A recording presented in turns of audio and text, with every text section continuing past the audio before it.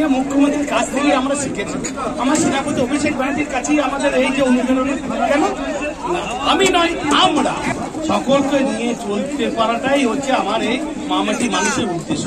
তাহলে সেই মানুষদের ভোটে আমরা আজকে বিজেপির জামানা দগ্ধ করছেন এই মানুষরা, তাহলে সেই মানুষদের জন্য একটু আমরা আহারের ব্যবস্থা করবো না?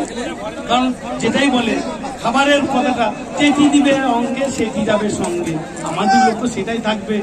এতক্ষণ কর্মীরা যে রয়েছেন ভোর 5টা থেকে বেরিয়েছেন, এরপরে এখানে খাওয়া দাওয়া করে তারপর দিদির যে আগমন, কি এলাকা তৎকাজা জীবন চলে গেছে, তিনাদের শহীদের রক্ত হবে না তো ব্যর্থ।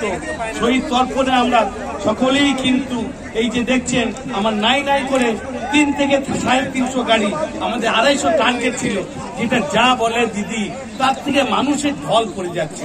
আমাদের নেত্রী একটাই মমতা ব্যানার্জি, আমাদের নেতা একটাই অভিষেক ব্যানার্জি, তাই তেনাদের অনুপ্রেরণায় মানুষ কাতারে কাতারে চলে যাচ্ছে। এই কৃষকদের ক্ষেত মজুদের এই সময় ভরপুর কাজ চলছে, সমস্ত কিছু ত্যাগ করে তেনারা দিদির আগমনে যাচ্ছে। আমাদের এখানে যেটা মূলত রেখেছি, ভাত আছে, ডাল আছে, একটা বিভিন্ন এ দিয়ে সবজি আছে, আমার মাংস আছে, চাটনি আছে, পাঁপড় আছে। মাংস ভাত খাইয়ে লোকদিন ভুলি ভালি নিয়ে যাওয়া হচ্ছে ধর্মতলাতে, কি বলবেন? ছাগলে কি না বলে, পাগলে কি না খায়, ও তো শুনেছি যা কিছু করে, কখনো পাতা খায়, কখনো জল খায়, আমরা সেটা খাই না। মাননীয় আমাদের নেত্রী একটাই মমতা ব্যানার্জি, আমাদের নেতা একটাই অভিষেক ব্যানার্জি, আমার জেলার নেতা রবীন্দ্রনাথ চট্টোপাধ্যায়, স্বপন দেবনাথ মহাশয়, দেবটুটু মহাশয়, রাজবাড়ি হালদার, আইনজীবী আমার সন্দীপ বাসু, আমার মহিলা, সমস্ত যৌথ কিন্তু এই বর্ধমান এক অভিনব জায়গা। আমরা সকলেই একই সূত্রতে বাঁধা, আর আমি নয় আমরা। আজকে এখানে দেখছেন আমার সভাধিপতি, তিনিও কিন্তু এই কর্মীদের সঙ্গে কে খেতে পাচ্ছে, কে পাচ্ছে না, কে গাড়ি পাচ্ছে না, সেই সমস্ত কাজটা কিন্তু ক্ষমা পোষণ লোয়ার করে যাচ্ছে। এখানে যেটা আছে আমাদের টোটাল 4.5 থেকে 5,000 মানুষের খাওয়া দাওয়া এড়েছে।